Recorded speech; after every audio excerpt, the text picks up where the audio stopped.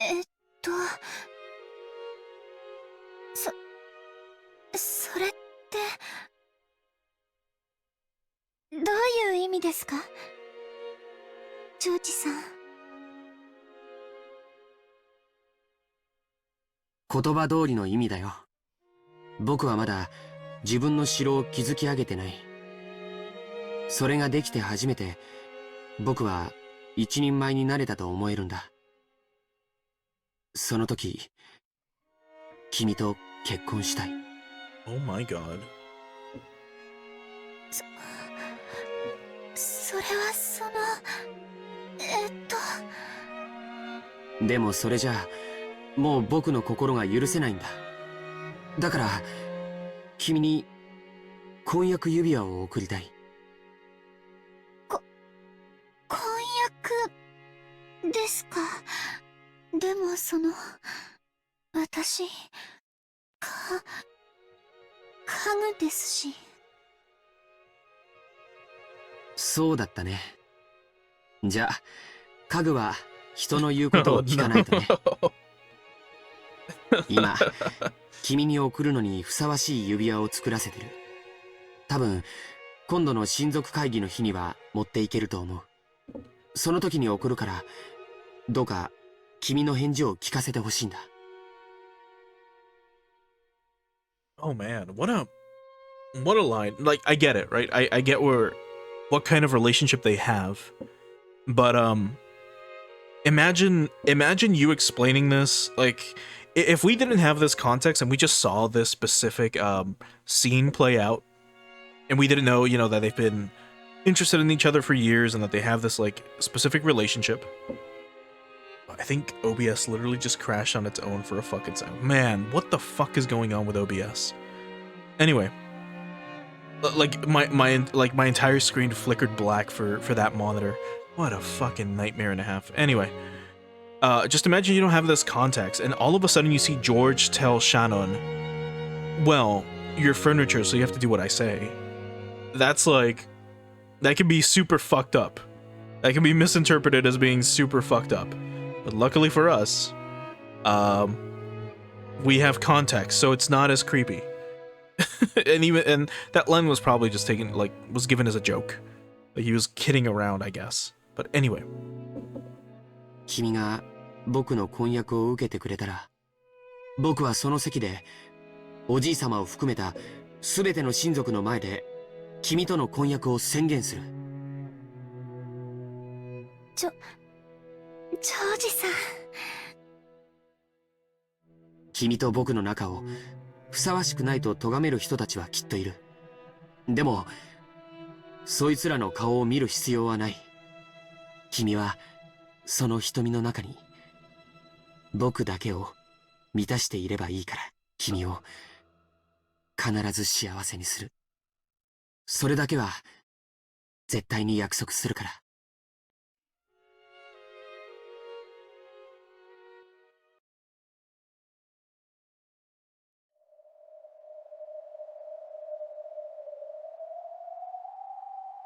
どのように実るのか楽しみでならない。熟れに過ぎて腐り落ちる果実の駅に黄金の蝶たちは舞い降りぬ。今より収穫の日が待ち遠しい。宴の時はまだか、まだか。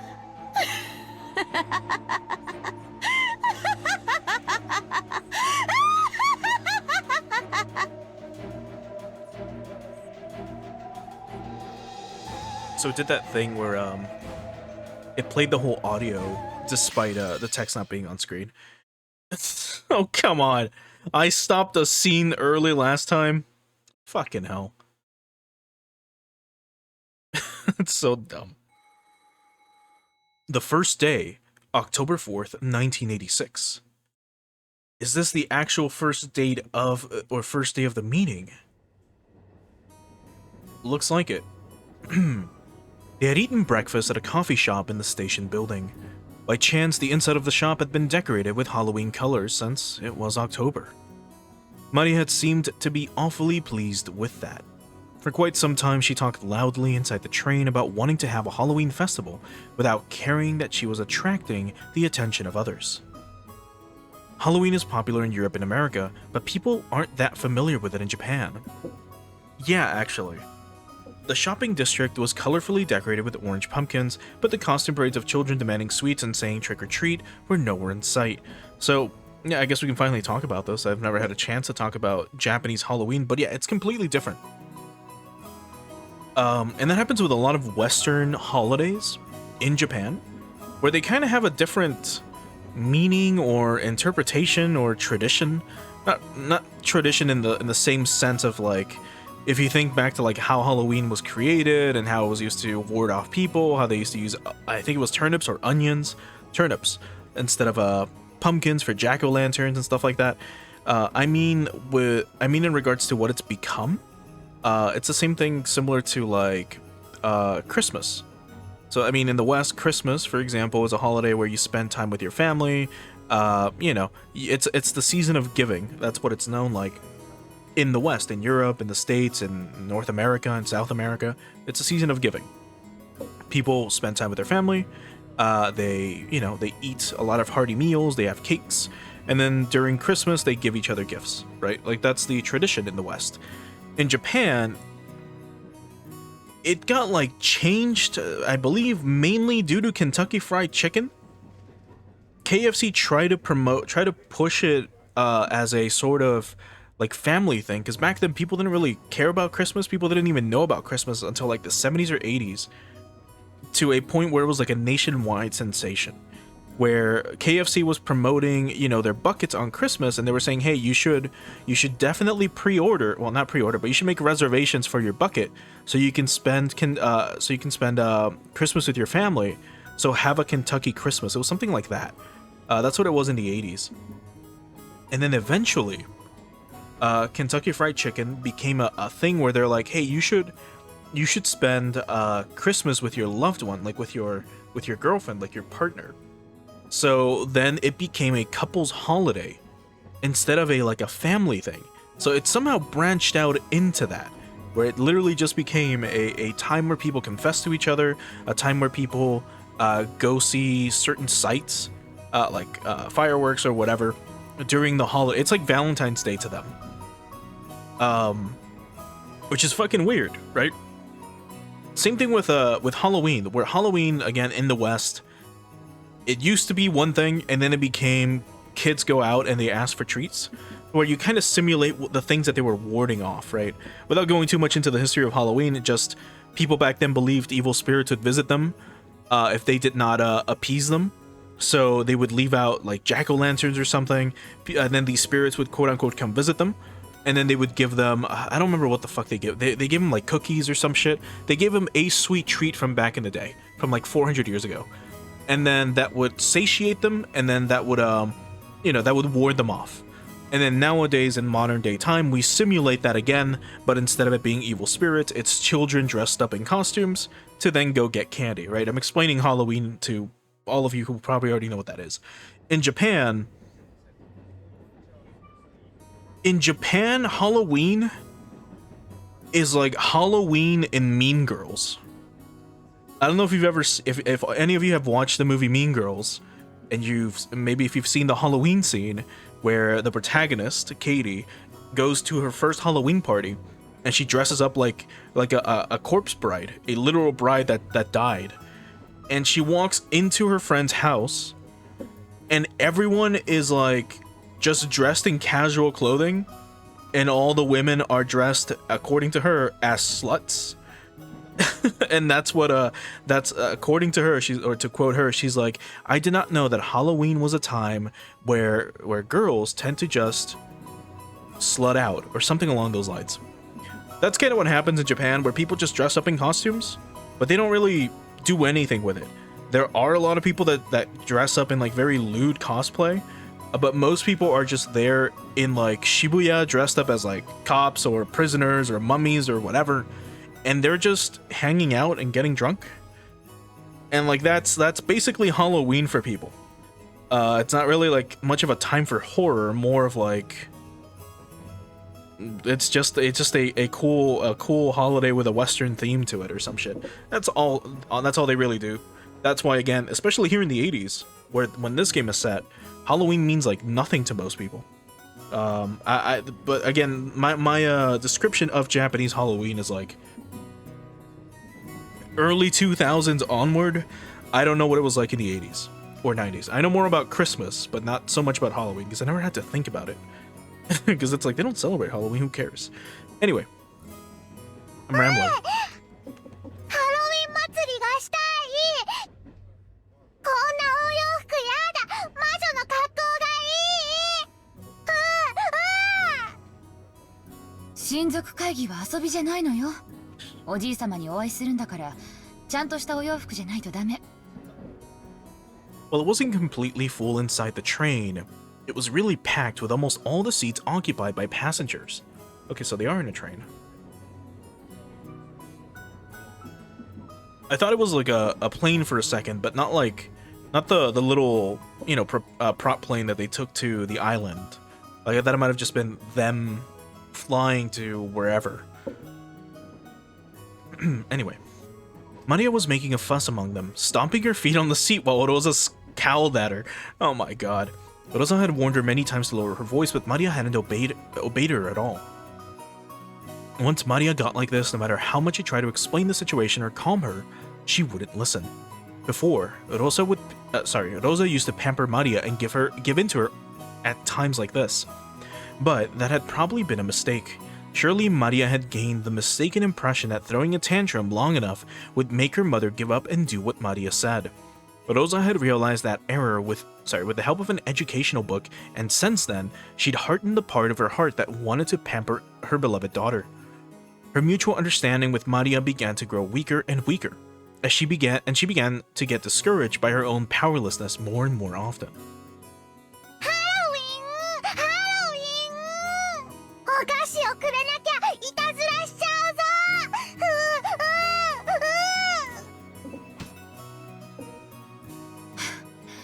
あなたにあげるお菓子はありません。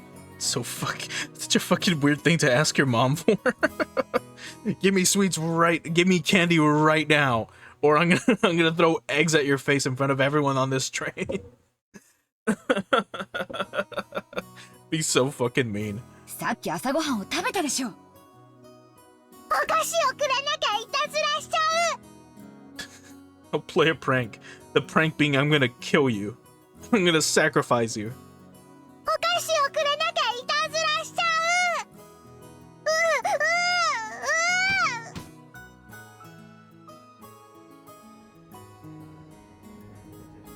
A stout woman who was sitting nearby as Maria stomped her feet picked a candy out of her handbag and held it out to Maria. お菓子もらえた。お菓子もらえた。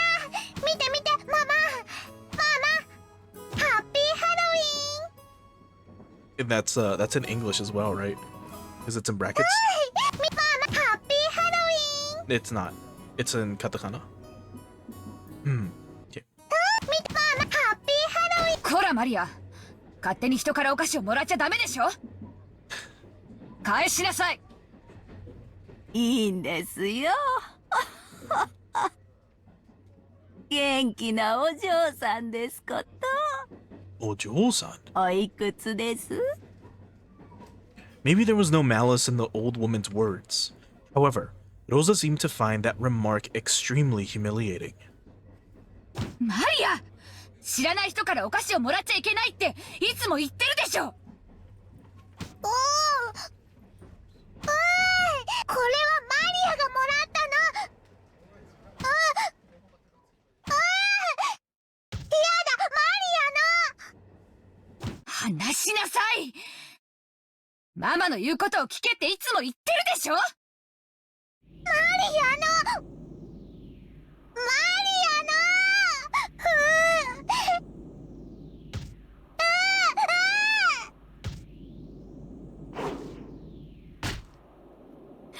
その言うのをやめなさいって言ってるでしょ。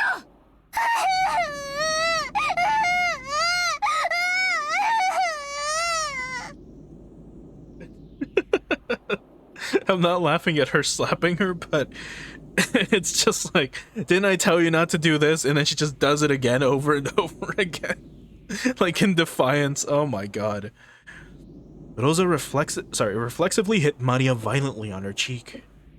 In a flash, Maria started crying loudly. Rosa immediately took the candy from Maria's hand and pushed it back towards the dumbfounded old woman sitting next to them. うちの子に勝手にお菓子を与えないでください。ごめんなさい。 Breathing heavily, Rosa once again held the candy out to the old woman. After getting flustered about what she should say for a few moments, perhaps the old woman realized that her actions may have troubled this parent and child, and she accepted the candy back, apologizing.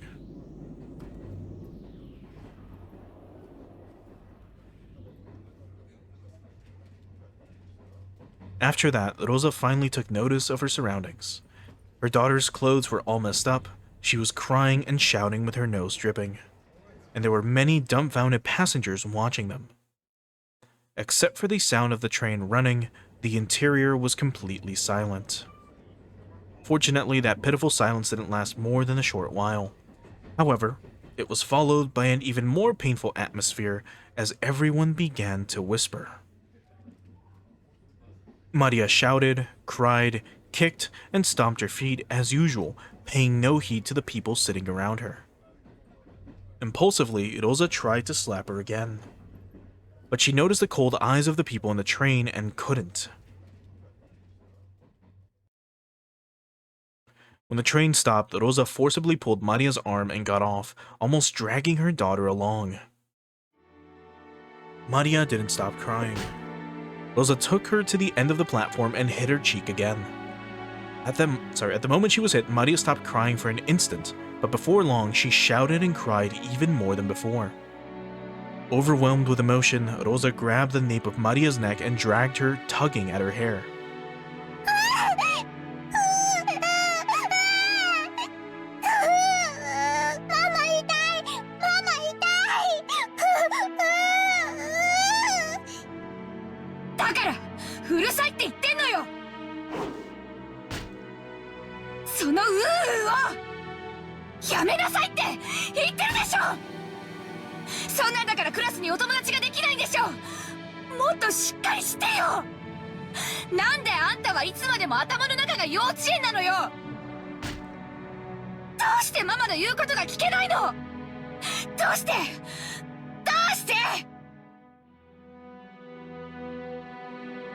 With those severe words, Rosa hit Maria's cheek over and over again.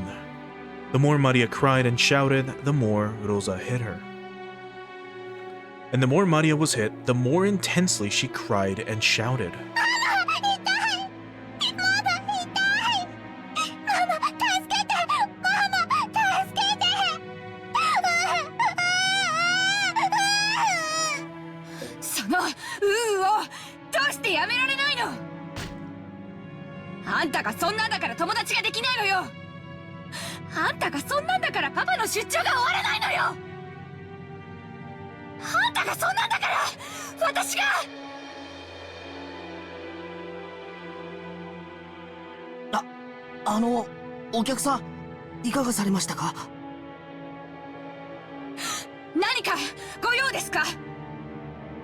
The one who timidly called to her was the station attendant.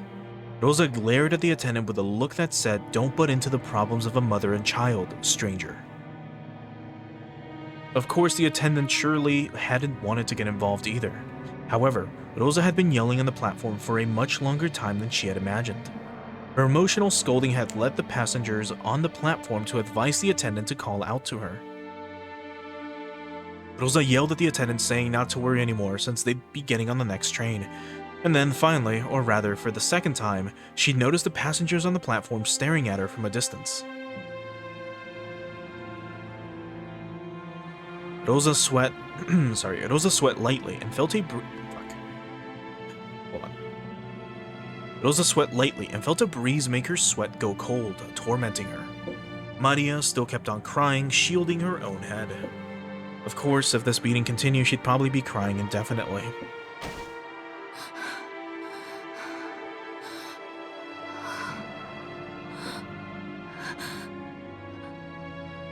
私はまた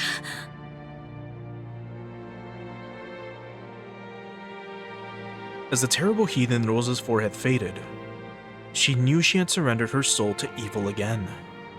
ママ帰ってきて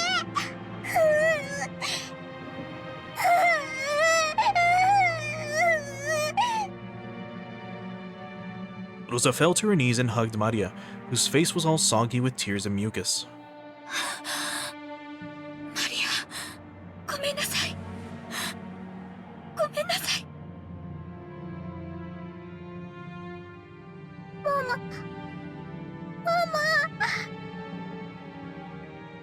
おかえり Finally, Maria realized that her mother was her mother again. She clung to her mother's body and cried, burying her face in her mother's chest. 悪いママを許して悪いママを許して本当にごめんなさいママをどうか嫌いにならないでマリアは全然平気ママを嫌いになんかならないママはまた悪い魔女に乗り移られていただけでもママが帰ってきたから平気 Huh? You are only being possessed by the bad witch again.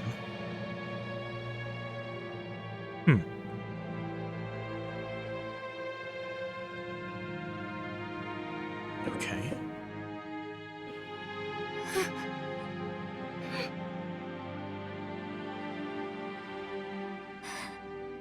悪い魔女にママはまた乗り移られていたのごめんね本当にごめんね For a long time, the two of them hugged each other, asking for and sharing words of forgiveness. After a while, they calmed down and both moved back at the same time. Maria's face and Rosa's face were both deep red after crying their eyes out. マリアはハロウィンのお祭りがしたいの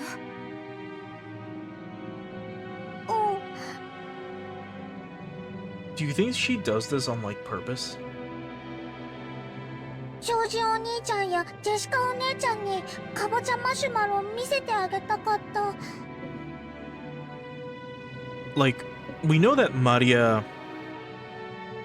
has something going on. But what if it's like her mom mentioned, a learned behavior or, you know, something that she adapted to in order to specifically get what she wants? Where she knows if she throws a tantrum, what the fuck is her mom gonna do? Like, yell at her, smack her? Oh no, OBS, don't do this, not now. Oh, still fine? Yeah, we're still fine. God, like, it went to 0 for a second. I was like, oh, we're doing so well. We've been going for 30 minutes, and now it's like getting ready to shit the bed. But okay, but anyway, what if again Maria's just doing this specifically for attention? I mean, we know that she wants her mom's attention. We know that their father is absent. We know that they have issues at home and so on and so forth. So, like, what if Maria just does this subconsciously anytime that she wants attention? Specifically, like, we know that right now she wanted a Halloween festival, which is, like, whatever. But her mom is just, like, throwing a tantrum, not because she's asking for that, but I guess it's because of the way she's asking for it. I'm sure if she would have been like, hey mom, can we, like, have a sort of Halloween celebration with our family when we go visit them? I really want to give my cousins pumpkin marshmallows. I'm sure her mom would be like, sure, why not? But because she asked for this with the ooh sounds and also like a child, like a much younger child, then her mom probably just was losing her shit because of it. And I mean, well, whatever. Let's just keep going. I'm rambling at this point. Currently I'm pondering on whether or not Maria might be quote unquote smarter than she appears. Let's just have that in the back of our heads, or back of our minds. It was a candy they'd been selling near the cash register at the shop where they'd eaten breakfast. A fancy sweet that had a big orange marshmallow in the shape of a jack-o'-lantern.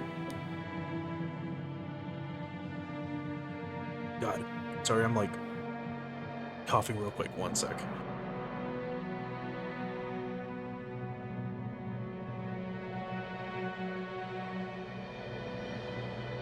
Everything in the world wants me to not stream today. Beatrice herself is using her magic to interfere with the stream. There's golden butterflies all around my router. Or my modem. It's not sunlight, it's not dust glinting off of it. It's golden butterflies. Anyway. A fancy sweet that had a big orange marshmallow in the shape of a jack-o'-lantern attached to the tip of a stick. Maria had wanted it and had insistently pestered Rosa for it. Rosa had refused, saying that there was no way she could buy sweets right after breakfast. じゃあマリア、この町に売っているかどうかわからないけど、降りて探してみようか。ママ大好き、愛してる。ありがとう。私もよ、マリア。愛してるわ。The truth was that they didn't have the time to waste loitering around at a stopover station. If they missed the airplane, they'd fall half a day behind schedule. She should have left home with more time to spare, but she'd ended up leaving late after choosing Maria's clothes. Because of that, Rosa had been a bit impatient since this morning. She looked at the clock. They had to get on the next train immediately, but her daughter firmly joined hands with her to go buy the sweet with her mother, and that hand was warm. To Rosa, as she was now, it was more important to renew her bonds with Maria. To her, Maria was not only a beloved daughter, she was everything Rosa had.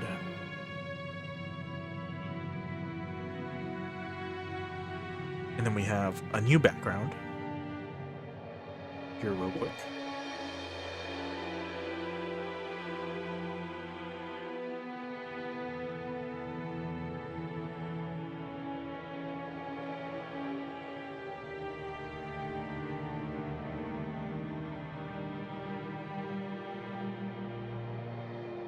Fortunately, they could see a big supermarket right in front of the station. They might not be able to find exactly the same sweets, but Maria would probably be happy with a similar one. Besides, Rosa couldn't show up with a face swelled from crying. She must fix her makeup. あれと全く同じマシュマロは見つからないかもしれないけど、似たようなお菓子があるといいね。それで、いとこのみんなを一緒に驚かそうね。うん。ママと一緒に買うお菓子なら何でもいい。 They exited through the turnstiles of the station in this unknown town. Maria walked across a pedestrian crossing together with her mother, chuckling to herself as though she was walking in an amusement park. Both faces were still a deep red, but the two of them, mother and child, smiled warmly at each other without any restraint. Now, I know we just exited the subway to try to find more candy, but do you think unless she would have mentioned, like, hey, we might not find candy like it, Maria would have probably thrown a fit again because it wasn't exactly like the candy they had? あなた、こんなところでどうされたのですか？君か。何でもない。考え事をするのにここが少し心地よかっただけだ。今日の準備はすべて手配が終わっています。あとはお茶でも飲みながらくつろいで待とうではありませんか。Now, I'm not super well versed in Japanese to know this specific distinction. Oh, wait. Okay, OBS is fine. It went to 0 for a literal second. You might see a buff on your end. Anyway, I'm not super well versed in the linguistical aspect of Japanese because I mean, I really should just actually learn it. I should sit down and fucking learn Japanese and then just not have these questions. But the way Rudolph referred to his wife right now was very, I don't know. He said like kimi wa, like oh, it's you. It literally means, oh, it's you. But it's like something you would use casually with someone that's like a friend, you know? Not necessarily your wife, right? Like a normal couple might say something like, here she said something like, oh, darling, I wasn't expecting to see you here. Normally, someone would respond with like, oh, honey, I didn't see you there either. I wasn't expecting you. You know, like as a response, you know, or any other pet name or whatever, right? But here he's like, oh, it's you. Which is like a little cold. So again, it's just more writing, or well, sorry, it's Klaus's tone, and you can see how he's written to kind of just be like super indifferent towards his wife, how he kind of isn't super fond of her. Anyway, すまん。君にいつも面倒なことを全て押し付けている。どうか私をもっと頼ってはいただけませんか。私はあなたの妻です。無論君にはいつも助けられているし、感謝をしている。だからこそ、私は私の仕事に専念できる。分かっています。お仕事のこと。そしてお父様の遺産の話ですね。I say that and they immediately have a fucking conversation about relying on each other more as a couple and being a closer like husband and wife. I don't know if Rudolph's tone during that conversation with his words was more of like a formal acknowledgement of things, not necessarily like, oh yes, you know what, you're my wife, I really should be relying on you more. He's like, oh right, I have a wife, I guess I can do that, you know. Anyway, 君には関係のないことだ。欲深な兄弟たちの腐肉の漁り合いに過ぎん。大丈夫です。あなた、すべてうまくいきます。あなたのお仕事がうまくいかなかったことはありません。and I guess also for the record real quick, like her saying anata, anata, like that just means you. In Japanese that means you. But when you say it like affectionately to someone, the way she is, it can be translated as dear, for example. Like, oh dear, thanks for having me, or I hope you have a wonderful day, dear. Stuff like that. Like it's normal to translate it that way, because it's seen as a term of endearment, or it's a lot more endearing to say it that way, instead of saying something like kimi to refer to someone, for example. Like if you're hanging out with your friend, you'd be like, oh, anata wa, and then like you, or do you want to do this? You would refer to them as like anata, or their name, usually. But if you don't want to use their name, you would say like anata.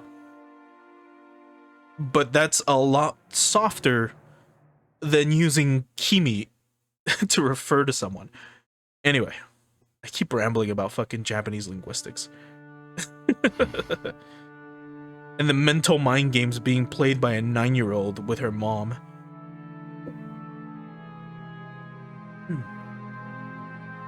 Natsuki softly cuddled close to Klaus's shoulder. She complimented Klaus on his hard work, but Natsuki knew better than anyone that his work wasn't going well. Klaus's project was something like a seesaw where a large amount of money swings. Big investments can lead to massive payoffs, but like large seesaws, they tend to shake a lot when moving very slowly, instead of showing immediate results. At times, it's possible to make further investments so that the seesaw inclines faster towards the side you want. Of course, you'd only do that if you were confident you'd be able to recover all your investments in the not-so-distant future. However, the seesaw Klaus chose never turned out as he would have liked them to. His foresight wasn't wrong, but the times were moving sluggishly. They never managed to catch up with him. For example, think of a literal seesaw placed in a park. It's a really popular item, so there's always someone playing on it. And you've got to wait a long time for your turn. Let's say that one day you spotted one of those seesaws that was completely unused and you raced to grab it first to have it all to yourself. However, unless someone got on the opposite side of the seesaw, you wouldn't be able to play on it. What if lots of time passed and nobody came to the opposite end? Seesaws were popular, so if you wait long enough, a companion will surely show up. But Chaos noticed something. The weather's getting worse, so nobody's coming outside to play. But seesaws are popular, so someone will surely come eventually. If he vacated the place because of the worsening weather, it would certainly be snatched away. And once again, he'd end up longingly gazing from a distance at someone else having fun on the seesaw. On one side of the seesaw, he continued to wait patiently, all alone. That was Chaos' project and his current situation. 私にもう少しの勇気と自分の先見性を信じる自信があればいつだって失敗はしなかった。ええ、そうです。あなたの先見性はいつも間違っていません。あなただけがお父様の才覚を受け継いだので、他の兄弟たちが誰も受け継がなかった天性のものを受け継がれた。なのに私はいつも臆病に自らの事業を畳んできた。なぜ自分を信じることができないのか。自分を信じられない男を誰が信じる。誰も信じない。 And then here we have a new face for Chaos. But don't you know, Chaos? Without blank blank blank, it can't be seen. Without courage, no one can believe. 私はいつも敗者の座るべき椅子に自ら座り、親父にもおふくろにも兄弟たちにも笑われる。私はいつになったらこのコンプレックスから解放されるのだ。いつになったら。 Natsui was the only one who knew. Only she knew of Chaos' anguish. As the eldest son of the Ushiromiya family, who would soon be forced to bear an immense responsibility, he couldn't open his pained heart to anyone, and was always getting compared to his father's great enterprises. あなたが親族会議に専念できるよう、すべての手配を済ませています。すべて。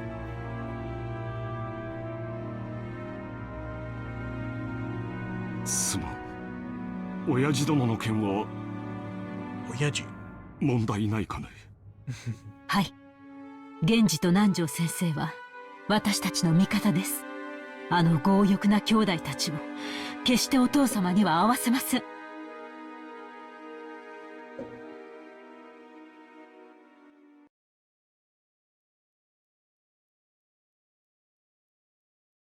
もしもし。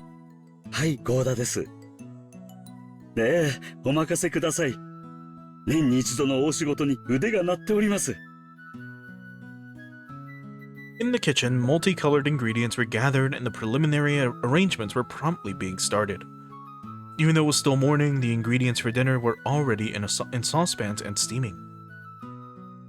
Normally, he had to deal with several assorted matters, but on the day of the conference, he could devote himself entirely to cooking.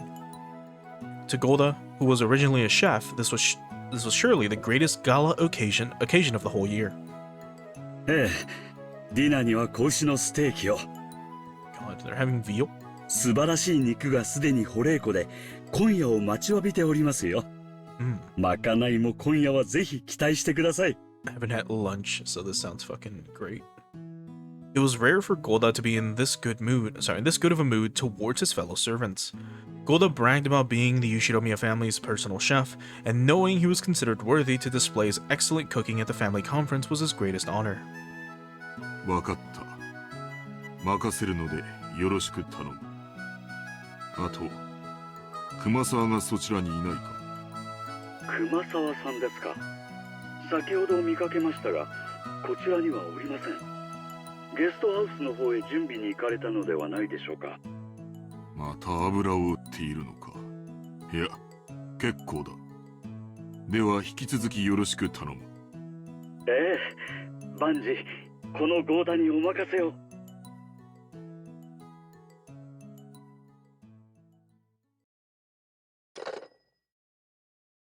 Genji placed the telephone back on the receiver, sighing lightly. Genji sighed once again, thinking of Kumasawa, who was probably hiding again, even though things were this busy. And the ostentatious Golda, who only felt like doing anything on a day when he could show off. 失礼します。 I thought twins were on screen for a second, because their faces look so similar, and then I realized, oh wait, that's Kanon. ゲストハウスの各お部屋の準備が整いました。お嬢様よりお子様方が泊まれるよう4人分の用意をするようにとのご指示を賜りましたが、いかがいたしましょう。今年は6年ぶりにバトラ様がお見えになるそうだ。お嬢様もいとこ4人で夜更かしをされたいのだろう。準備するように奥様にはお伝えしなくてよい。そうですね。かしこまりました。 You're gonna stay up all night watching anime and fucking reading Cosmopolitan. 今夜は深夜勤で、そのまま明日は早朝勤か。しんどい2日間になりそうだな。そういえば、台風が直撃するって天気予報で言っていますね。大丈夫でしょうか。台風がよほどそれない限り、場合によっては親族の皆様方のお帰りの船に響くだろう。親族会議の日程が月曜か火曜あたりまで長引くかもしれない。長丁場になるだろうが、皆くれぐれも粗相のないように頼む。シャノンは焦らぬよう、カノンは愛想よくご挨拶をするように。Kanon, don't be fucking rude. はい。注意します。注意します。大切なお客様がお越しになられる日だ。くれぐれも粗相がないように。心得ています。いつだってここには大切なお客様しか訪れませんから。カノン、今日は本当の意味で大切なお客様を迎える。心構えを改めるように。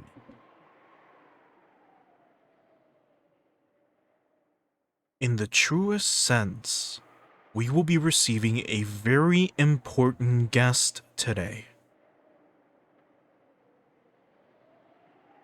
What does that mean?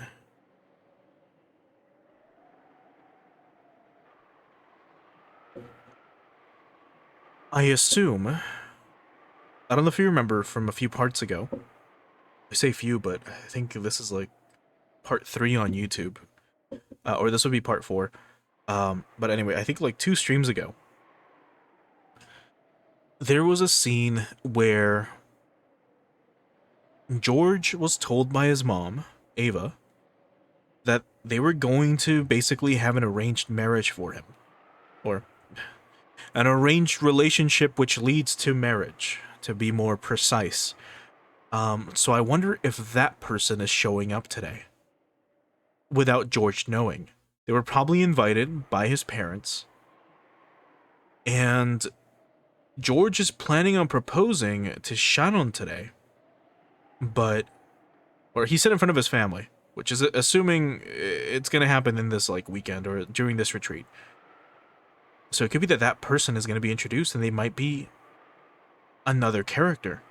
Maybe Rosa is not going to appear in this chapter. And it's going to be this person instead that takes her place. I'm saying that they might have missed their train or whatever to take the plane ride and so on and so forth. Because they're going to be behind by half a day, right? And when you're when they're behind by half a day, a typhoon rolls in. So it's too dangerous to travel to the island and so on and so forth. So I guess we'll see what happens. I am speculating too much. シャノン、どうした？さっきから何かそわそわしているようだが、何か時間の約束でもあるのか？ some prior engagement at this time? Eh? いえ、なんでもありません。 Who told you? Engagement? 失礼いたしました。姉さん、今日は大切なお客様がお越しになる日なんだよ。プライベートとは切り離すようにね。プライベートなんか知りません。 If this would have been localized, and they would have written, if they would have been localized into English in like the year 2000, and they would have written it to be a little funnier, Golda and all of these and Kanon would have probably teased her using like wedding puns or something, being like, "You don't have any prior engagements to this, do you? We can't have you going away on honeymoon, like I don't know, inside your head or something. We need you to pay attention. Yeah, when it's time to cut the cake, you have to like." It's so on, like, just stupid shit like that. Because that's what they were doing in the early 2000s when they didn't have a good budget. Anyway, was it about time for the airplane carrying the family to arrive at Nijima? She tried to hide the fact that her upcoming long-awaited reunion with George was making her heart race. But Kanon, who stood beside her, seemed to see right through her.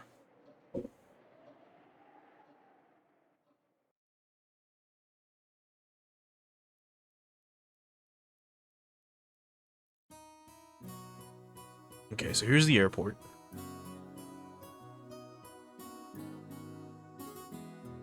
シャノン、これを黙って受け取ってくれ。 He's in the bathroom practicing how to propose. Inside a bathroom stall, George was practicing something over and over, taking out a small velvet box hidden in his pocket like a quick-draw desert gunman. 違うな。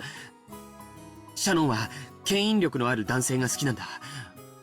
もっと馬力がある感じじゃないとダメだ。Bariki? Hold on. Bariki.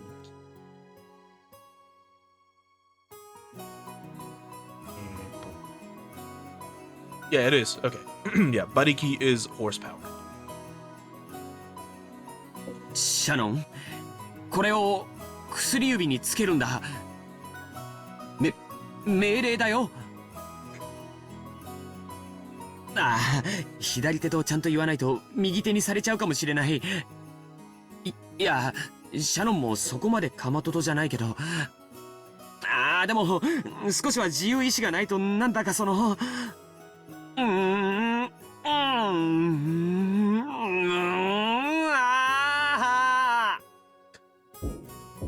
As he crossed his arms, muttering, someone knocked on the door.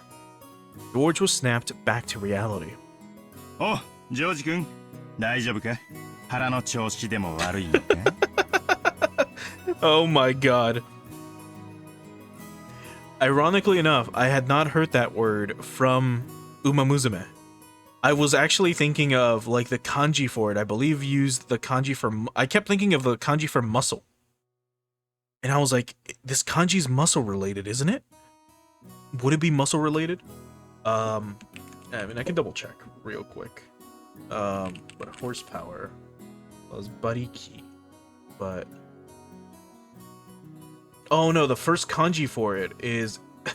the first kanji for it is literally horse. It's literally uma.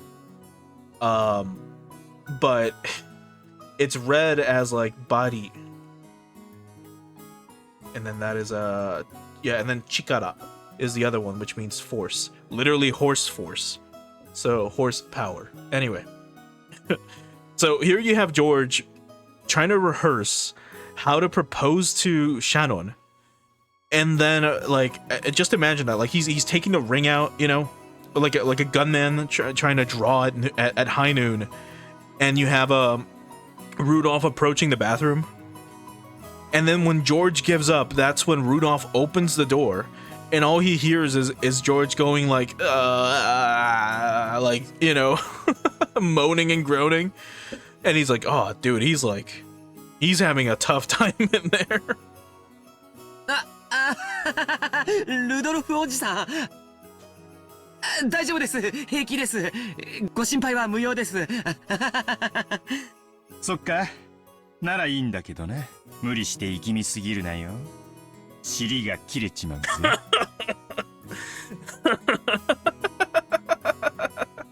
Rudolph washed his hands, laughing cheerfully as he left.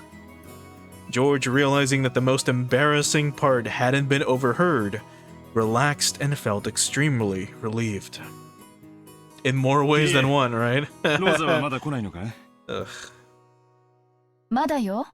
遅いわね。 Right, I believe even in... It's been a while since we did chapter 1. It's been like 2 months. Has it been? Hold on. It's been 2 fucking months since we did. Oh. Gonna just super quickly, like, double check. Chapter 1, we started around March.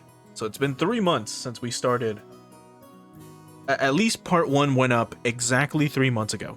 On the 25th of March. But I believe even back then, Rosa was late to the meeting. She was the last one to show up, if I'm not mistaken. So, huh. 天候調整中だからいいようなものを。これで普段通りのダイヤだったらあいつ乗り遅れちまうぜ。そしたらどうする気なんだあいつ。ローザさんだっていい年の大人よ。なんとかするわ。兄って人はいくつになっても妹を子供扱いなのね。Right. And even then, you could kind of hear it with the way Rudolph referred to her. Like, he used Aitsu to refer to his sister. And I mean, Aitsu's like... It's like saying this guy. Like, can you believe this guy? Like, Aitsu there. Right? Like, can you believe this person? So, I mean, he's her older brother. So, I mean, it makes sense that he would refer to her that way. But if he was like Kimi, that'd be like... He sees her a little bit less... in a less favorable light. You know? Kind of like the way Klaus was referring to his wife. 親父だっていくつになっても子供だけどな。だと？俺が子供ならおめえは赤ん坊じゃねえか。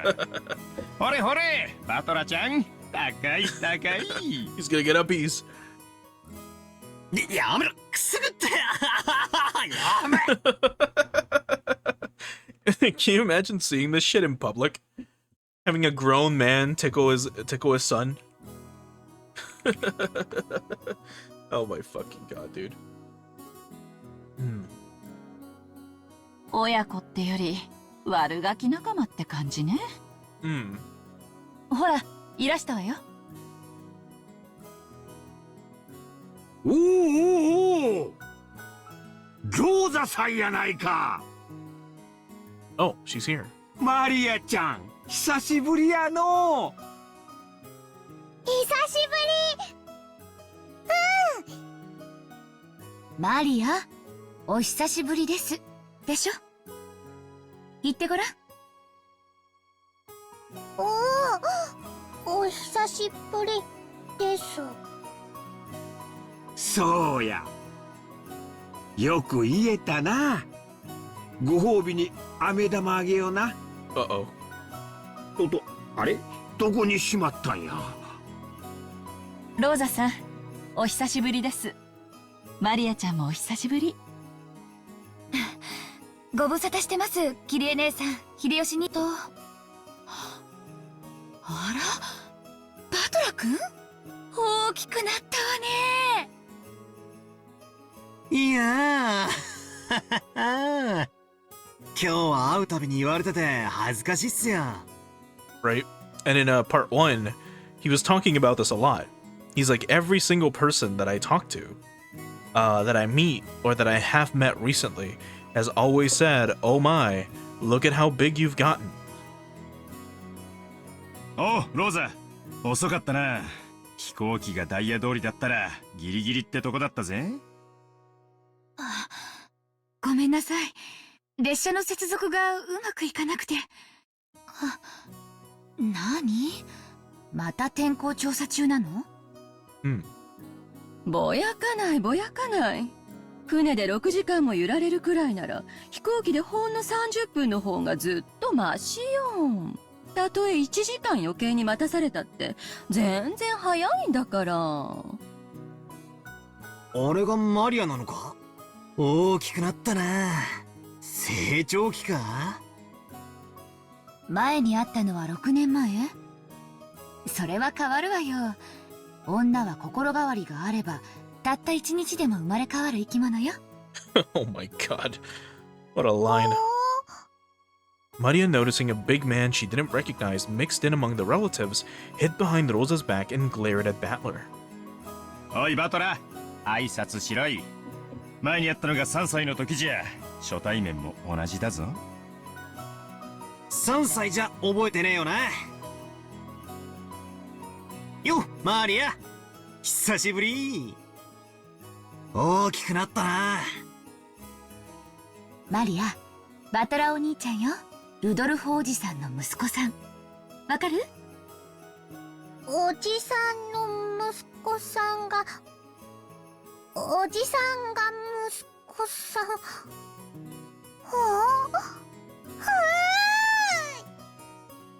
She was obviously on her guard. After all, it was hardly surprising that she'd be scared if a large guy like Battler suddenly started speaking frankly to her. Battler noticed that as well, and thought of various ways he might approach her. But then he spotted the candy she had in her hand. It was the jack-o'-lantern sweet that Rosa had bought for her. そっか。10月だからハロウィンか。お菓子をくれなきゃいたずらしちゃうぞ。Uh-oh. Normally, trying to snatch a sweet away from a small child will result in them crying and screaming. The adults seemed dubious about Battler's tactics, but Maria looked unexpectedly pleased, her face splitting into a wide grin. ハロウィン、ハロウィン。ほらママ、バトラもハロウィン知ってる。ほらほら。こーら、バトラーお兄ちゃんと呼びなさい。ごめんね、バトラ君。いやいや、気にしないっすよ。俺はバトラと呼んでくれ。俺もマリアって呼ぶからな。ほらマリア、ハロウィンだぞ。お菓子をくれなきゃいたずらしちゃうぞ。お菓子をくれなきゃいたずらしちゃうぞ。From inside her purse, Maria picked out a jack-o'-lantern sweet similar to the one she had in her hand and presented it to Battler. When Battler accepted it, that seemed to be enough to confirm their friendship. The adults were amazed at how good children can be at getting along with each other. Maria had been throwing a tantrum because she wanted a Halloween festival, so Battler, who knew about trick-or-treating, must have felt like an ally. Her defensive posture from before was completely gone. Now she was all cheery, as though they'd been friends for decades. そうだな。日本じゃハロウィンってマイナーなイベントだよな。 Is he gonna fucking give us a history lesson on Halloween in Japan? And I wasted 20 minutes talking about it an hour ago? 仮装行列で練り歩くなんて向こうのニュースではよく見るけど、日本じゃ見たことないぜ。マリアも仮装したかった。仮装していとこみんなでお菓子をくれなきゃいたずらしちゃうぞってやりたかった。そっかそっか。今度俺と一緒にやろうな。マリアだったら何の仮装をして練り歩きたい？魔法女。魔女 Or Majo. Mahojo. Well, Hojo would be magical girl, specifically. ベアトリーチェ。 Uh-oh.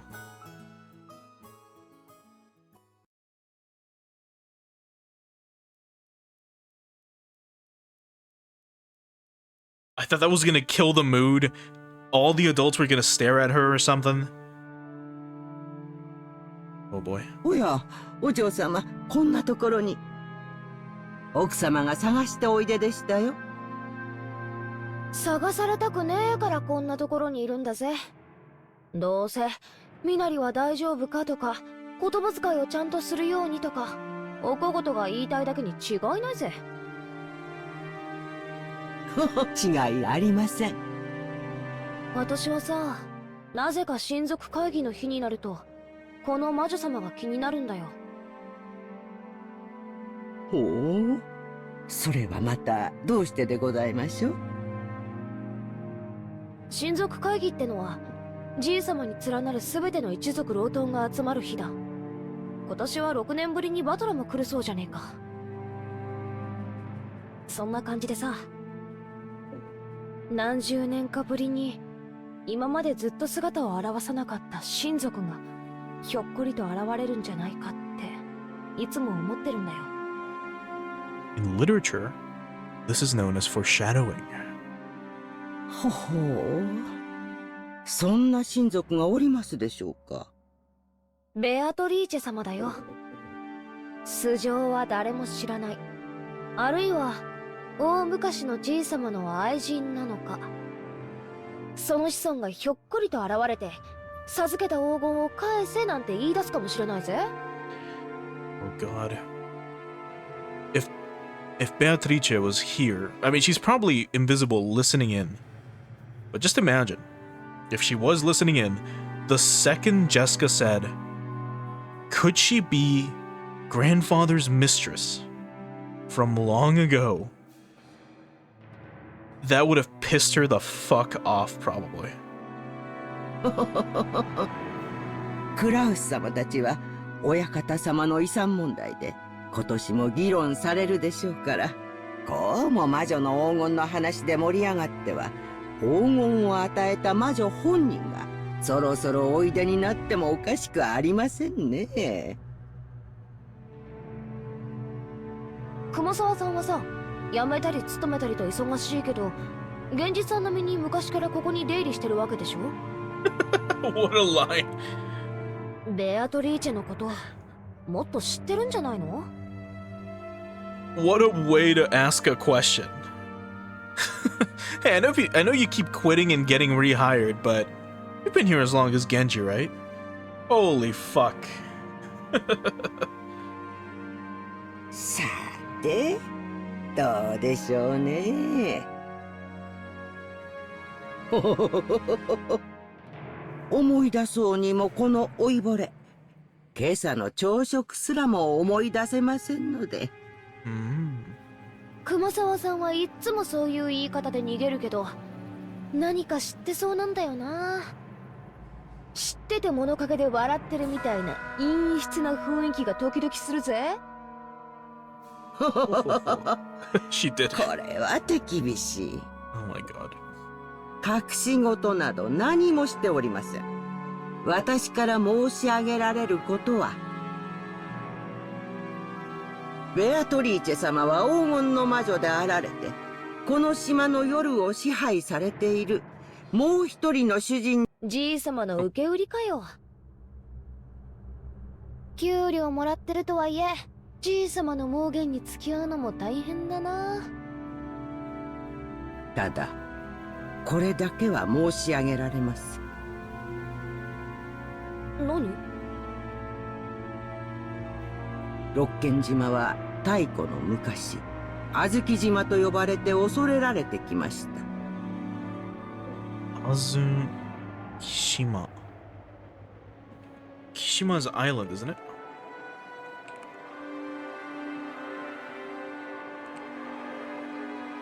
Shima. Shima is island, not Kishima. Okay. Interesting. I mean, it makes sense, right? Because, you know, Azuki and then Shima. So Azuki being island, whatever. 小豆は悪時期がなまったものと言われ、本当は悪時期島と呼ばれていたのだと、漁民たちの間では伝えられておりました。And I was about to say, for some reason, Azuki Shima sounds evil. Sounds like a bad name, or a name with a negative connotation. That said, the Azuki is said to be a corrupted form of Akujiki, and the fact that it was called Akujikishima, Evil Appetite Island. Akujikishima. What a fucking name, dude. The Island of Evil Appetite. Hmm. 前にも聞いたよ。We know it's more... Well, I'm sure you know. It doesn't mean literal hunger. It probably means something along the lines of never satisfied. この辺は暗礁が多くて海難事故が多かったから、領民たちが恐れてむやみに近づかなかったって話だろ。悪食島には悪霊が住み着いていて、太古の昔から人々の魂を喰らい続けてきました。この島に関わり、命を奪われた人間はあまりにも多いのです。Yeah, we got evil spirits again. Evil spirits settle down in Akujikishima. I need to say that properly. It's Akujikishima. Yeah. So evil spirits settle down in Akujikishima and have continually eaten the souls of people since ancient times. Okay. それを旅の修験者だかなんだかが例の社を作って鎮魂したんで収まったってんじゃなかったっけ？ Shugenja. Oh, right. I think we learned about it last time. That was the, like the sect of Buddhism specifically. That's what they mean by this. And then that traveling monk, the traveling Shugenja, or the, yeah. It's like saying that traveling priest, the Catholic, or whatever, built that church, right? うさんくせえ話だぜ。その鎮魂の社はこの夏、暗き闇を引き裂く紫色の不気味な雷で打ち砕かれたとか。Okay, so that's what happened. I think I opined about this, or I thought I pondered on this specific topic at the start of the chapter. And it's been, for me, it's been weeks. If you're watching this on YouTube, it's been a few minutes maybe, or an hour or two. Anyway, I think I questioned this because we know that when the family was on their way in chapter 1 to the island, a lightning bolt struck the shrine specifically.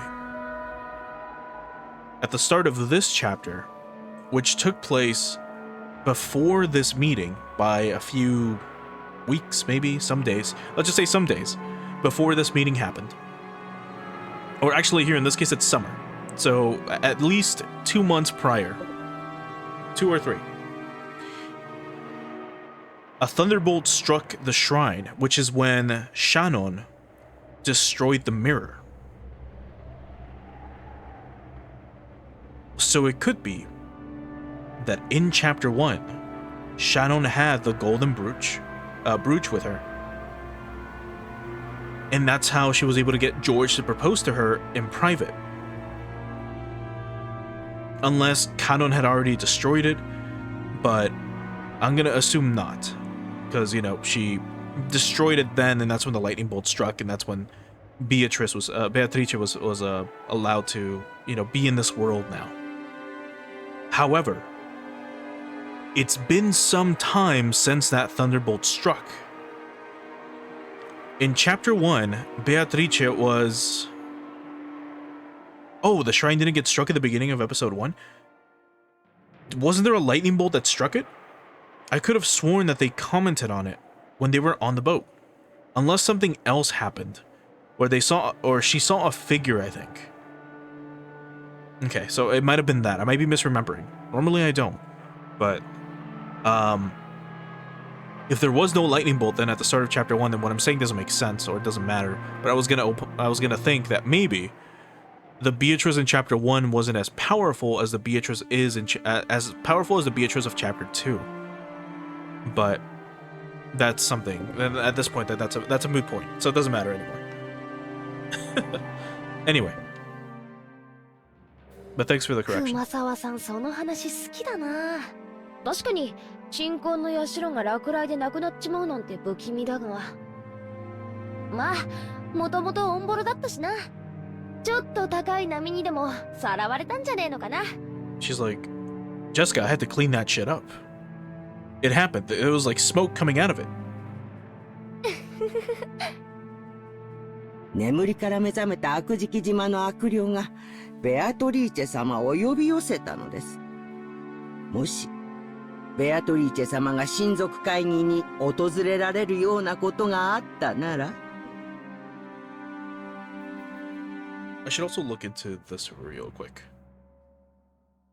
たなら I pressed L to swap the language, like as if I was playing Higurashi. 眠りから目覚めた悪食島の悪霊がベアトリーチェ様を呼び寄せたのです。This kanji. Very quickly. Yeah, Gluttony Island. That's what it would be translated to, like Gluttony Island specifically. I mean, yeah, like the island that hungers is also correct, but you know what I mean.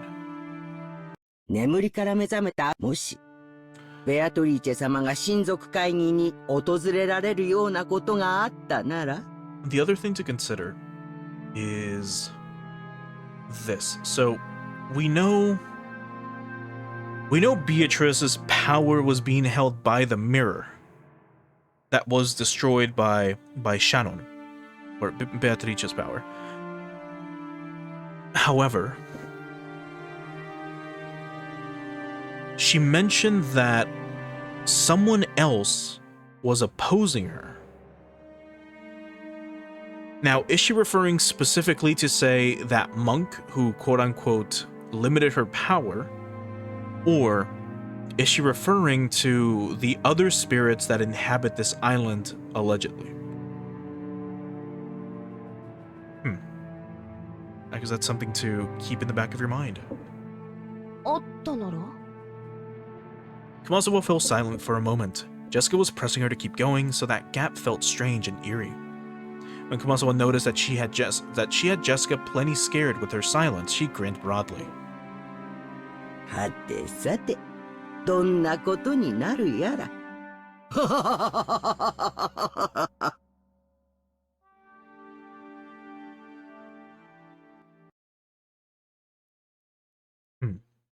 へえ、そいつは素敵じゃないかよ。でしょ？たまには優雅な時間を得て、あなたの心を豊かにするのも、あなたの仕事に役に立つんじゃないかしら。Is this the desk from Higurashi, from Oishi's office?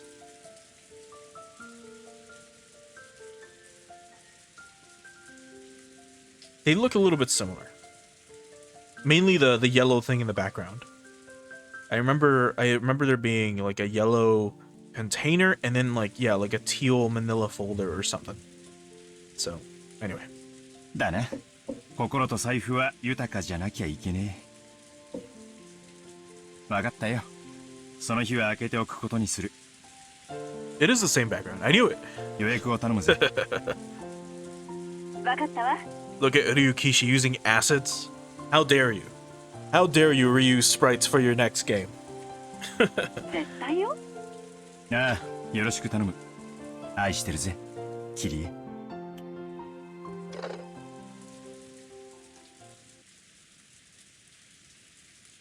What the fuck, bro? She didn't even say I love you back. You're supposed to give her like 5 seconds. After kissing the receiver, Rudolph hung up. Before his seat, there were several executives with their sleeves rolled up, eagerly awaiting the end of that phone call. すまん、待たせたぜ。アメリカから連絡は来たか。はい。外線にデイル渡辺弁護士からです。おつなぎします。デイル渡辺。結局のところ、感触はどうなんだ？それが一つ芳しくないようでして、先方は裁判をも辞さないつもりのようです。やっぱりごまかしきれねえかな。つないでくれ。わかりました。すぐに。The executive ordered that the external line be transferred to the secretarial office. At once, the phone in front of Rudolph rang. もしもし。ハローハロー。お待たせしました。後宮です。どうもどうも。いかがですかそちらは。Hello, President 後宮。お。英語。挨拶は抜きで本題に入りましょう。お。上手ですね。本当は上手ですね。いいニュースと悪いニュースがありますが、どちらを先にしますか？めっちゃ上手。悪いニュースが先がいいな。デザートがないと頑張れないたちなんだ。わかりました。悪いニュースは先方が東方を告発する準備に入ったということです。つい先日類似した裁判で原告が圧勝する判決が出されました。被告側も当方が主張するのとほぼ同じ内容で論戦していたのですが、全てにおいて却下されました。残念ながらこのまま法廷に臨めば当方の主張はことごとく却下される可能性が極めて高いでしょう。例の裁判全滅だったか。うちより有利な条件だったと思ってたんだが、そりゃ辛いな。で、いいニュースは？先方の幹部と接触できました。先方に当方の立ち位置を説明し、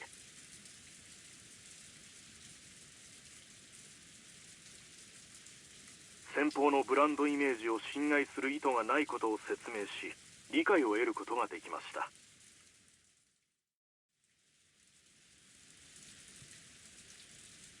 I don't think it played the audio, but just in case, I'll read this whole thing again. I managed to contact the executives of the other party.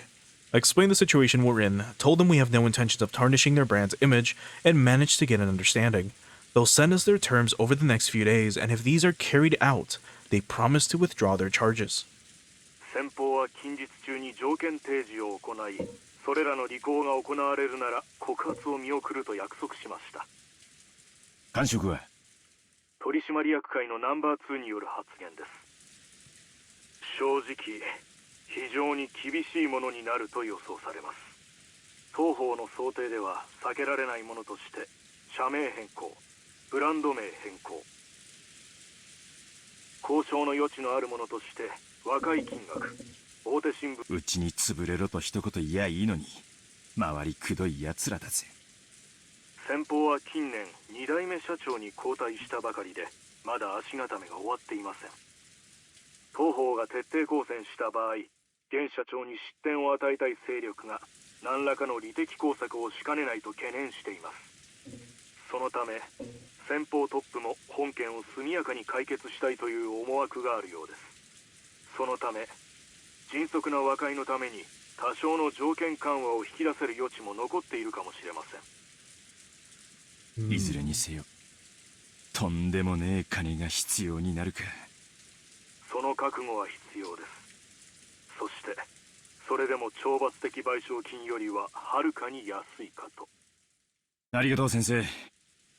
また進展があったら連絡してください。先生は高級鳥だからヨタ話もできねえ。サンキューサンキュー。グッバイ。Oh, 上手上手。Rudolph hung up the phone. The executives sitting in reception seats seemed to have guessed at the content of that discussion. 聞こえたか野郎ども。まあそうじるとだ。金さえ積みや堪忍してやるぜってわけだ。あとは金の高だけを争点にすりゃいい。しかし社長、渡辺氏の示した和解金の想定額はあまりにも膨大です。それだけの余裕はありません。こんなことになるって分かってたら高くかなんて始めんじゃなかったぜ。3年しのげれば資金的危機は脱出できる計算でした。まさかここで刺されるなんて本当についてない。ホップステップジャンプのステップでこけちまったんだもんな。泣けるぜ。メインバンクから金を引っ張るしかありません。銀行はまずいな。連中は勝ち馬にしか金を出さん。景気は上向いてるが銀行に弱みは見せられねえ。社長、母外に資金はありますか？我々の把握していない資金です。よせやい。俺がそういう男に見えるかよ。俺の財布の中身は全てお前らにさらしてるぜ。そこにある帳簿が我が社の全てだ。なら金策が必要です。数百万ドル単位を引っ張れるスポンサーが大至急必要です。社長の交友関係で何とかなりませんでしょうか。社長。ああ、落ち着けてめえら。金策は俺が何とかする。お前らはガタガタせずに業務を維持しろ。金さえ積めば向こうは許すと言ってるんだ。すでに俺たちはアジアに太いパイプを持ってる。いろいろ響くだろうが取引は維持できる。要は金さえ積めりゃ全て解決できる問題なんだ。見てろ、俺が全て解決する。お前らを路頭に迷わせなんかしねえぞ。大船に乗った気でいろい。無事に解決したらお前ら全員をシャンパンタワーでねぎらってやるぜ。約束する。だから黙って俺についてこい。いいな。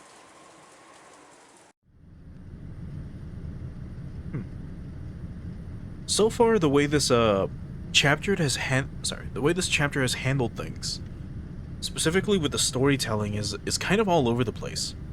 In the sense that they will show us the future, then the past, then the future again, or well, they'll show you the current time, then the past, then the current time again, then earlier in that day, then a few months or a few weeks ago. So it's interesting that we're getting flashbacks, sort of, into the internal politics of the, well, in this case, corporate life that, like, Rudolph leads. Huh. We kind of got a few of those in Higurashi, like the meetings with the Sonosuke family, or the meetings that would happen in the hall, like the Great Hall with all the elders and stuff. It was sporadic, but, I mean, it's an interesting glimpse into the world that these characters live in. But anyway, the airplane suddenly shook, probably due to turbulence. Rudolph was jostled awake. He'd woken early that morning and ended up drifting off to sleep while resting in his seat. 大丈夫？まだだいぶ眠いんじゃないの？このところだいぶ仕事が忙しかったようだし。仕事が忙しいなんて大いに結構じゃねえか。俺が暇になっちまったら俺たち明日から路頭に迷うぜ。そうね。バトラ君も帰ってきたんだから、二人で物乞いすればいいって問題じゃないわよ。そうだな。6年ぶりに家族が揃ったんだからな。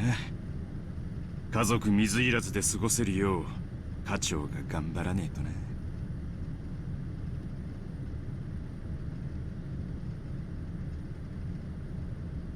When he looked out the window, he saw that the airplane had already started to drop in altitude considerably. The fishing boats, which had only looked like black grains a short while ago, were starting to become clear and recognizable. 親父に土下座してげんこつ一発で1000万借りられるなら1ダースくらいもらっときてえところなんだから。 Also, super quick tangent. I just remembered as well that when they were getting onto the airplane for the first time, they had to do so in a very specific order. I'll have to re-watch it later, but I believe it was the same seating arrangement they had back on the island when they were going to have dinner. Where, you know, it's like Klaus first, then so on and so forth, right? And then at the very end, it would be Klaus's wife. I believe that's how they're doing this as well with the airplane. I don't know how that didn't click, like, a chapter or two afterwards, but anyway. さもなきゃとっととお隠れになってくれりゃいいんだが散々すねをかじって今度は遺産目当てか。俺は地獄行きだな。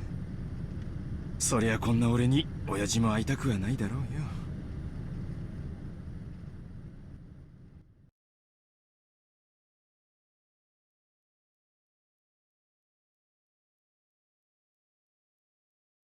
まさか今年も親族会議にお出にならないつもりですかな。Who did... Hold on. Did I make a note of who got stabbed by what? Fuck, I didn't. I was checking my notes. I'll have to make a note of that afterwards. But I guess I didn't write down what they got stabbed with. Anyway, because I was going to look at Rudolph's sin, but it's whatever. Nanjo looked at Kinzo's face, sighing. Kinzo's eyes remained rooted to a strange book on magic. ハゲタカどもの議論に加わるつもりはない。好きに我が骨のしゃぶり方でも議論するがよかろう。実にくだらぬ。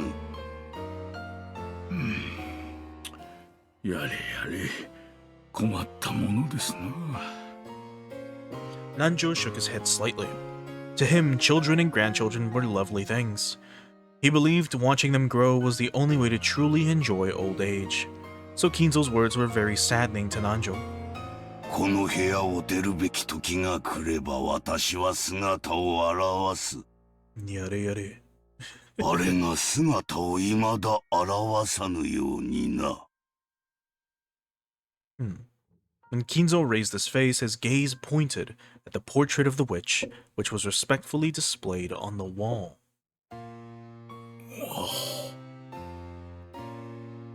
Kinzo's mind didn't dwell for a moment, but the fact that today was the family conference where all of his beloved relatives would gather. It was filled only by the face of the witch in the oil painting, who never smiled except inside the portrait. Everybody knew that interrupting Kinzo when he talked about Beatrice would trigger his wrath. 私は今日、ある儀式を執り行う。No. Let me double check, because I've talked about this before.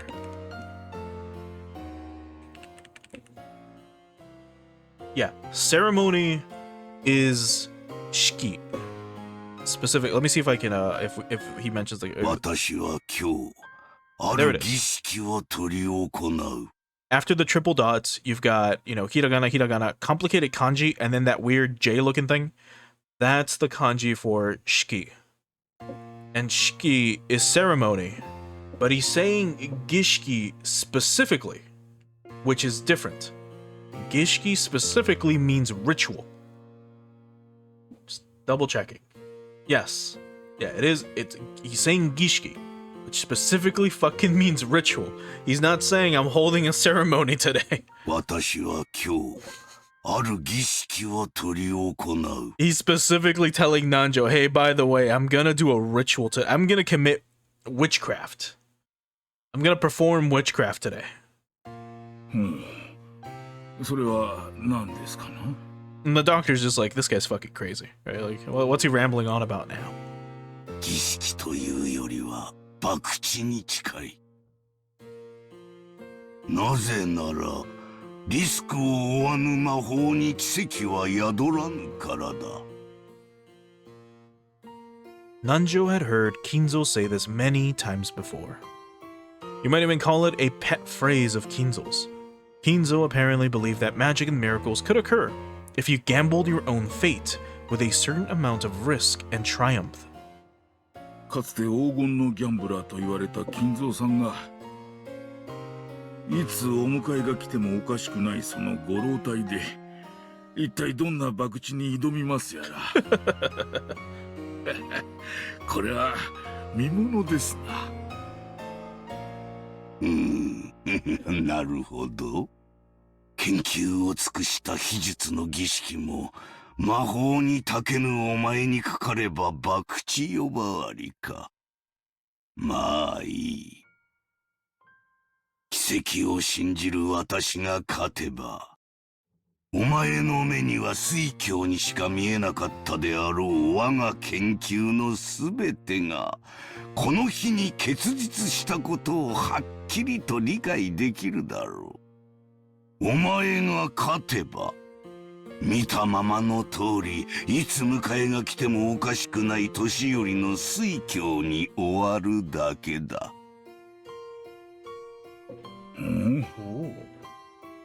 一体どんなギャンブルをあなたの友人としてその賭けに、いや儀式でしたか。その儀式にあなたが勝てるよう心からお祈りするだけです。Oh, Nanjo. If only you knew what was coming. 感謝する。そういえば金蔵さん、今年の親族会議には懐かしい客がおられるそうですな。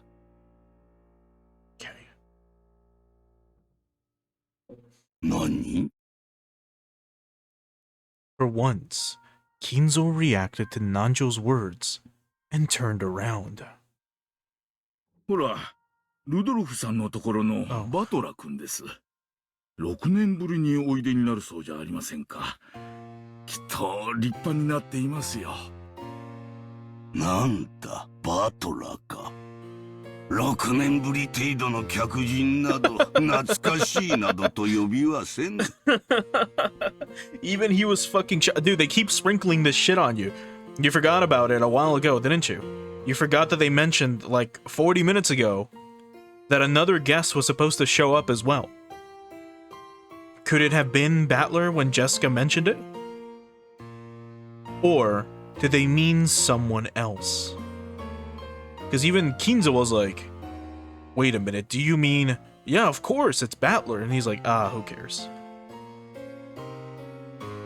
After hearing Battler's name and making a disappointed and ill-humored expression, Kinzo turned his back again. 金蔵さんにとっての6年など、この部屋で研究に没頭すれば、あっという間のことでしょうからな。本当に懐かしい客は、あるいは訪れるかもしれん。すべてはルーレットの出目次第だ。すでにルーレットは回り始めている。ルージュか、ノワールか。今宵、ルーレットがどんな奇跡を見せてくれるのか楽しませてもらおうではないか。配当は大きいぞ。そして負ける気はせぬ。ベアトリーチェよ、我が賭けを受けるがいい。At that time, the telephone on the table rang. The piercing sound seemed to irritate Kinzo. I almost read that as irritate, because I was gonna read Kinzo in a Japanese accent, or whatever, with the pronunciation. And he picked up the receiver to preserve the silence as much as he could. 何事か。私は忙しい。源氏でございます。親族の皆様方が到着なされました。だからどうしたというのだ。適当に茶でも出せばよい。かしこまりました。そのようにいたします。Kinzo hung up the phone rudely. Looking at that, Nanjo sighed yet again and shifted his attention outside the window. As he is now, I doubt Kinzo would pay any heed to any sort of guest. Could any guest possibly make Kinzo come out when the time comes, as he said?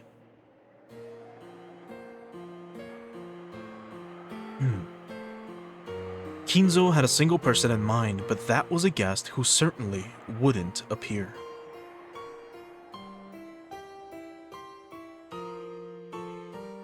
Nanjo stared at the witch of the portrait with her impressive expression, unable to decide whether she was smiling or sad, and then gazed upon the lead-colored sky.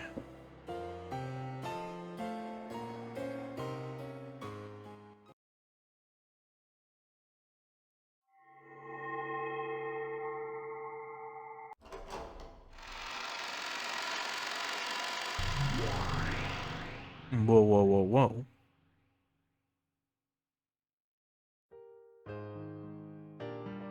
We're at the tea party. We're in the other, like, pocket dimension.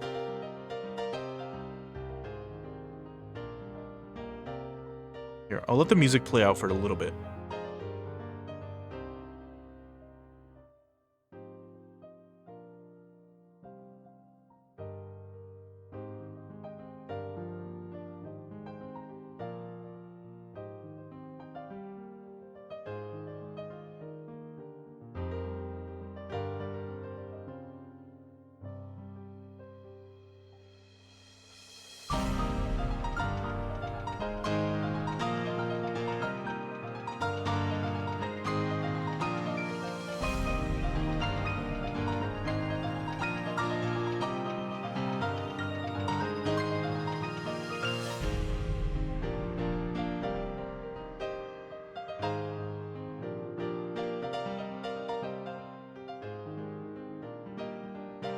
So, are all the pieces in place?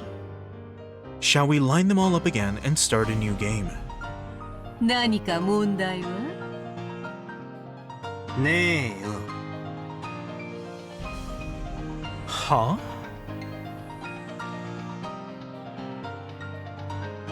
The witch looked at him challengingly, while elegantly smoking her pipe. What do you mean?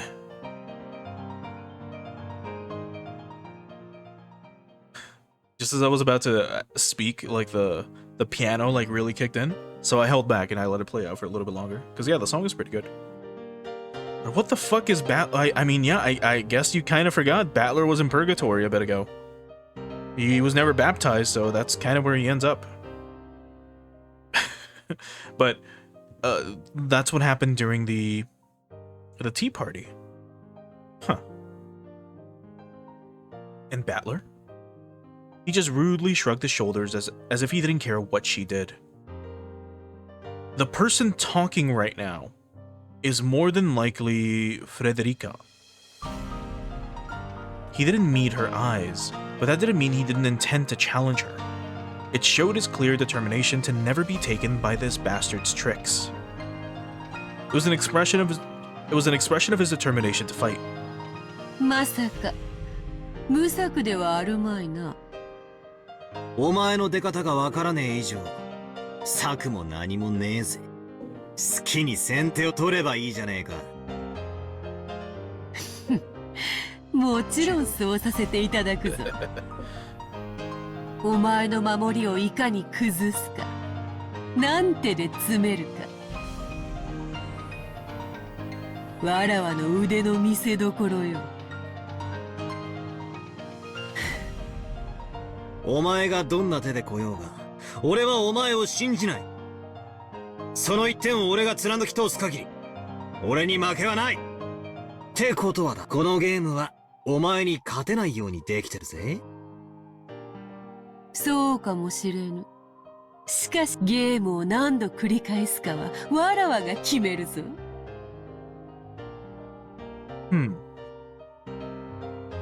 そしてわらわが勝ち、そなたが負けを認めるまで何度でも繰り返されるぞ。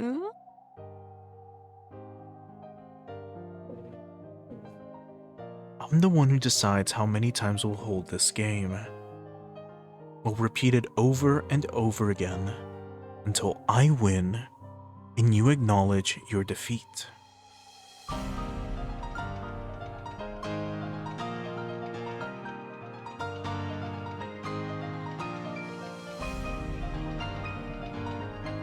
Huh. So the only way to win, I guess, would be for Battler to literally, like, beat her so hard she chooses to give up. Beat in this case is being used lightly.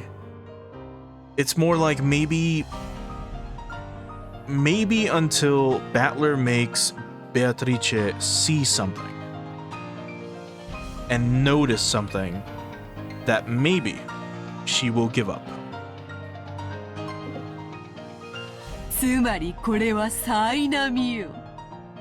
そなたがわらわに屈服するまで続く永遠の災難。そなたがわらわを魔女の存在を認めるまで永遠に続く。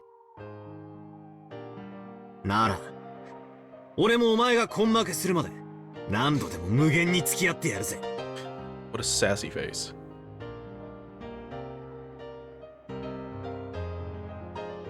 意地の張り合いってやつでは負けた例がねえんだ。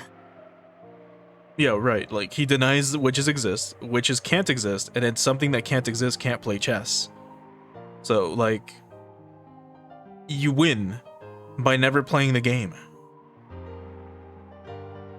どこぞの魔女にでも入れ知恵されたか？ Oh. まあよい。Yeah, so they're acknowledging the existence of Frederica, which means that at least so far, that otherworldly tea party existed, it happened, and she was speaking to us from the perspective of Battler. So she was talking to Battler. コタクは聞き飽きたぜ。さあ、おっ始めやがれ。さあ始めようではないか。そなたの指し手はすでに知り尽くしておる。手の内を知られた守りなどたかが知れておる。同じ手でしのぎきれると思うでないぞ。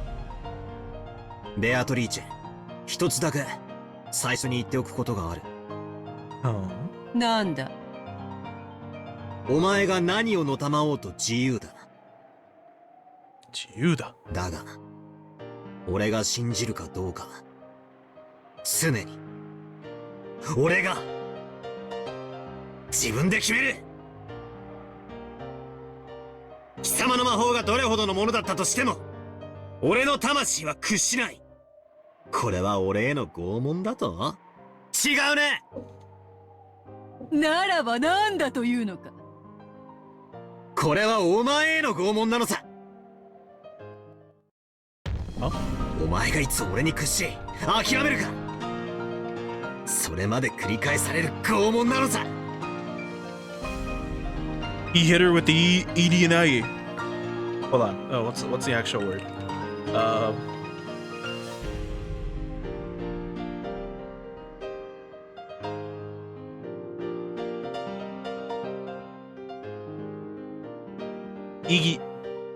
Igiari. With the Igiari. With the fucking objection. She hit her with the Phoenix right. 面白いかな、その例えやよし。互いを苛み合う拷問とは実に面白い。さーて始めようではないか。後ろ宮バトラー。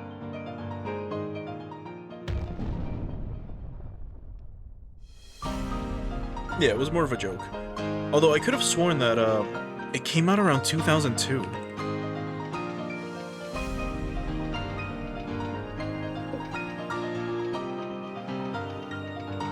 Yeah, Ace Attorney, at least Phoenix Wright, the first game, came out in 2001. So, yeah, it was all the way back then with the production of Higurashi. It's crazy.